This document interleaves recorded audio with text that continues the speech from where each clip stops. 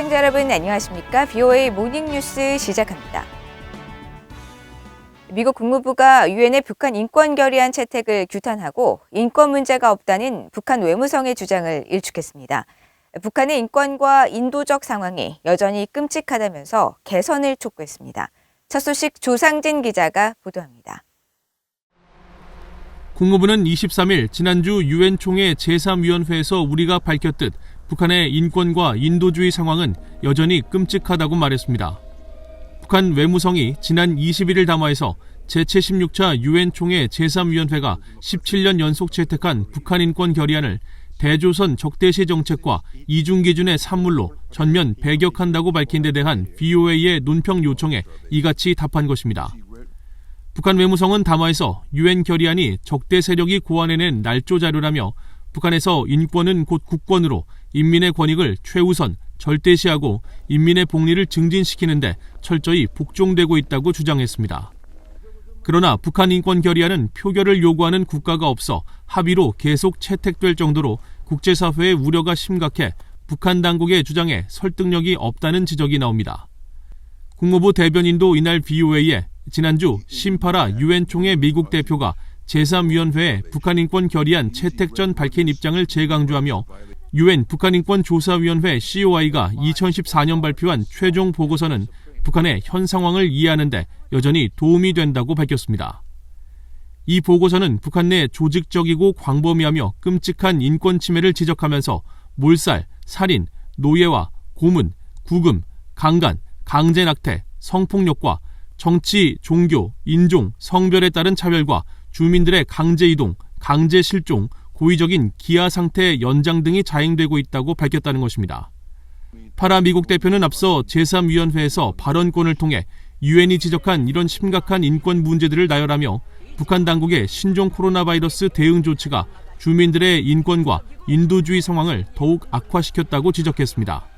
These erroneous human rights violations and abuses have been exacerbated by the DPRK's full-scale border shutdown, internal travel restrictions, and restricted imports of humanitarian supplies.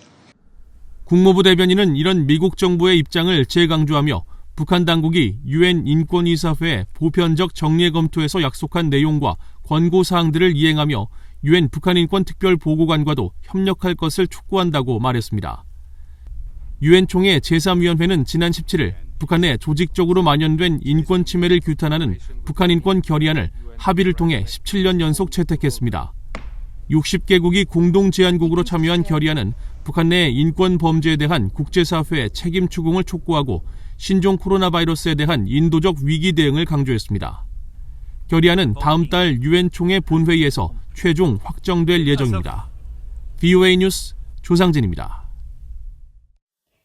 유럽연합 EU 이사회 의장국인 슬로베니아가 북한 정부의 인권 개선과 비핵화를 거듭 촉구했습니다. 올해 유엔 총회에서는 많은 유럽 나라가 북한 관련 문제들을 적극 제기하면서 목소리를 강하게 내고 있습니다. 함지하 기자의 보도입니다. 유럽연합을 대표해 지난달 말 유엔 총회 제3위원회에서 북한 인권 결의안을 제출했던 슬로베니아가 북한 인권의 심각성 문제를 거듭 제기했습니다. 올 하반기 유럽연합 이사회 의장국인 슬로베니아 외무부는 23일 VOA에 슬로베니아가 유럽연합의 틀 안에서 북한 인권 결의안 추진에 협조하고 있다며 결의안에 언급된 주요 우려 사안이 수년 동안 계속되고 있다고 지적했습니다. 그러면서 인권 상황이 지난 몇 년간 개선되지 않았고 인권 침해 가해자들에 대한 책임 추궁이 없으며 인도주의적 상황과 이것이 인권에 미치는 영향 때문에 북한의 심각한 인권 상황이 여전히 우려스럽다고 비판했습니다. 슬로베니아는 지난주 유엔 총회 제3위원회에서의 북한 인권 결의안 채택 과정에서 EU 이사회 의장국으로서 이런 문제를 거듭 지적했습니다. It addresses the systematic,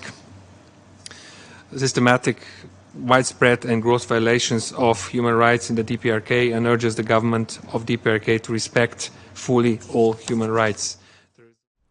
슬로베니아 외무부는 또 한국 정부가 3년 연속 북한 인권 결의안 공동 제안국에 참여하지 않은 데 대해서는 각국이 국제사회와 협력하고 건설적 비판을 수용해 대화에 참여하며 현장에서 인권 상황의 구체적 개선을 촉진하는 게 중요하다고 밝혔습니다.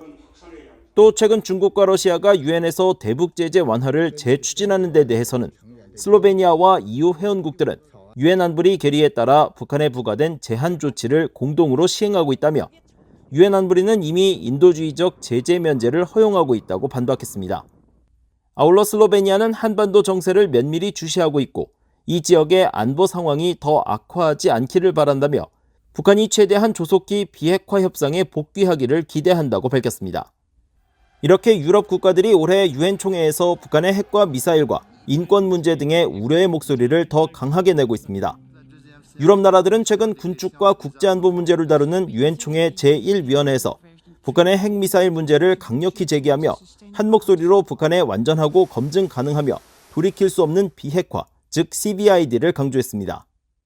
The DPRK's ballistic missile launches on the 27th of September, in violation of multiple UN Security Council resolutions, are a clear indication that sanctions targeting these prohibited programs must remain in place and be strictly enforced by the international community. 아울러 인권 문제를 다루는 제3위원회에서도 여러 유럽 나라가 주민 보호와 권리에 대한 북한 정부의 책임을 강조하며 인권 개선을 촉구했습니다.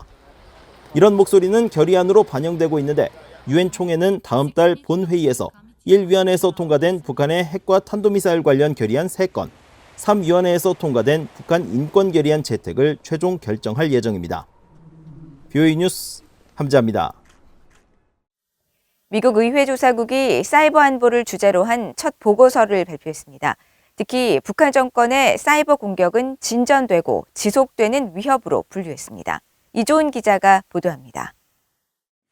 미국 의회조사국이 21일 발표한 2012년에서 2021년 사이버 안보를 주제로 한 첫 보고서입니다. 의회조사국은 보고서에서 국가 단위의 사이버 공격은 가장 정교하게 이뤄진다며 최근 정보당국 평가를 보면 사이버 공간은 러시아와 중국, 이란, 북한이 주요 위협 행위자로서 전략적 우려의 영역이 됐다고 밝혔습니다.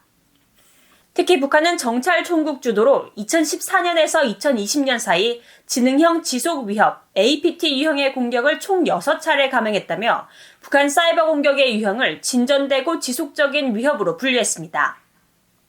북한 당국은 정부 내 핵심 정보 비밀작전 조직인 정찰 총국 지휘 아래 영화 더 인터뷰 개봉을 이유로 제작사인 미국의 소니 피처스의 컴퓨터를 파괴하고 금융기관들의 국제 결제 업무를 하는 스위프트 네트워크를 훼손해 은행에서 돈을 훔쳤다는 겁니다.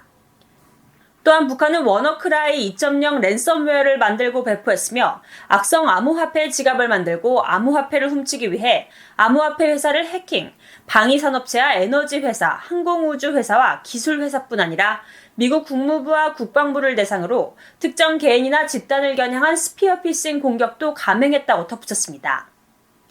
의회조사국은 보고서에 첨부한 북한 사이버 역량 보고서에서 북한의 공격은 국제 상거래를 방해할 뿐만 아니라 비밀무기와 관련 운반 시스템 프로그램에 자원을 투입해 국제 제재를 회피할 수 있는 능력을 강화할 수 있다고 지적했습니다. 또한 북한 정부는 사이버 작전을 개발하기 위해 상당한 자원을 투입했으며 목표물을 공격하는 능력이 점점 정교해졌다고 밝혔습니다. 의회조사국은 북한이 절도와 웹사이트 파손, 서비스 거부 공격 등 점점 더 적대적인 사이버 활동에 참여하고 있는 것으로 보인다고 밝혔습니다. 그러나 일부 사이버 안보 전문가들은 북한이 주요 기반 시설에 대한 대규모 파괴 공격을 수행할 수 있는 기술적 역량을 개발했는지 의문을 제기하고 있다고 밝혔습니다. 이런 가운데 앞서 미국 재무부는 돈 세탁 등 불법 금융거래와 관련해 북한 등을 고위험 국가로 유지하기로 한 국제 자금 세탁 방지 기구의 최근 결정을 미국 금융기관들에 통보하기도 했습니다. 토니 블링컨 국무장관은 최근 연설에서 미국 외교의 현대화를 위해 사이버 안보 분야의 투자가 중요하다고 강조했습니다. We have a major stake in shaping the digital revolution that's happening around us and making sure that it serves our people, protects our interests, boosts our competitiveness, and upholds our values. We want to prevent cyber attacks that put our people, our networks, companies, and critical infrastructure at risk.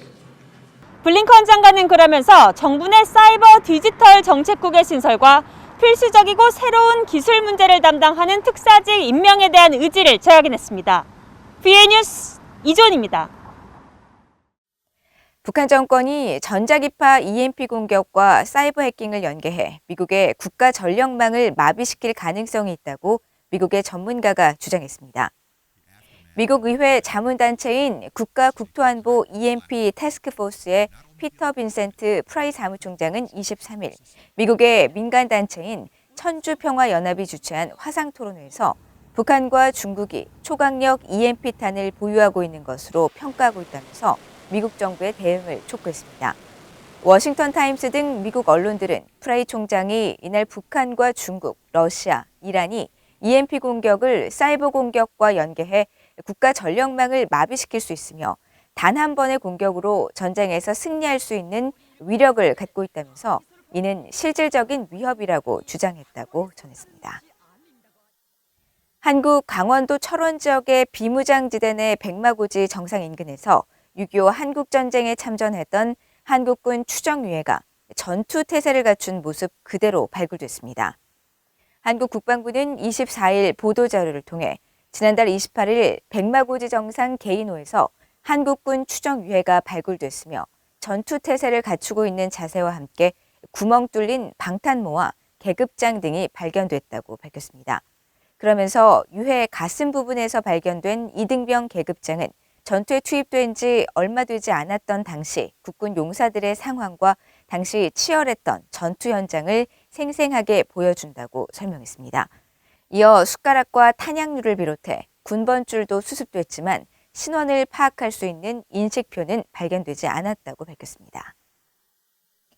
한국 내 북한 인권단체가 6.25 한국전쟁 당시 북한 인민군이 저지른 민간인 학살 사건과 관련해 진실규명과 보상을 요청하는 신청서를 한국 정부 산하 기구에 제출했습니다. 한국단체 물망초와 대한민국 적대 세력에 의한 생명 및 피해 신고센터는 24일 한국 진실과 화해를 위한 과거사 정리위원회에 6.25 한국전쟁 당시 경찰관으로 재직 중 공산당원에 의해 체포돼 고문당하고 총살당한 경찰관 등 3건에 대해 진실규명과 보상 신청서를 제출했다고 밝혔습니다.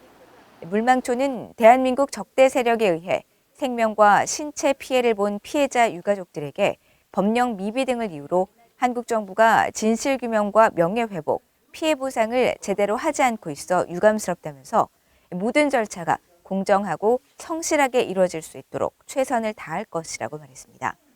앞서 이 단체는 지난 8월 10명의 북한 인민군에 의한 민간인 학살 사건 진실규명 신청서를 제출했고 9월 13명, 10월 8명 등 현재까지 4차례에 걸쳐 총 31명, 36건의 진실규명 신청서를 과거사위원회에 접수했습니다. 이상으로 BOA 모닝뉴스를 모두 마칩니다. 시청해주신 여러분 고맙습니다.